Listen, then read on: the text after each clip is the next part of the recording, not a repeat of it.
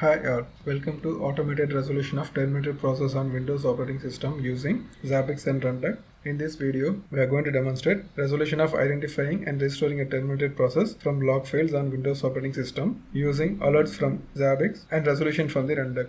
The complete process is orchestrated through the Jenkins pipeline. The tools which are used for this scenario are GitLab is used for source code management, Jenkins is used for continuous integration, Zabbix is used for monitoring tool, Rundeck is used for runbook automation tool. Let's explore the workflow of automated resolution for terminated process restoration on Windows operating system using Zabbix and Rundeck stage by stage. In the first stage, Jenkins job will pull the script from the GitLab. In the next stage, Jenkins will transfer and execute the script on the Windows node which has the instruction to terminate a process on the machine. After a few minutes, the log file is passed by Zabbix for terminated process and alert message is shown on the Zabbix dashboard for the Windows node. Now an alert mail is sent to the admin user and Zabbix will trigger the Rundeck job.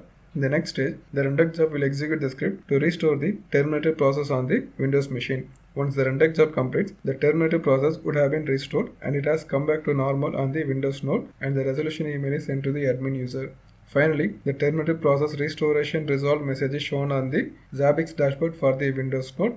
Let's see the pipeline in action. First, let us check the Windows node on the Zabbix dashboard. Now, let us trigger the Jenkins job.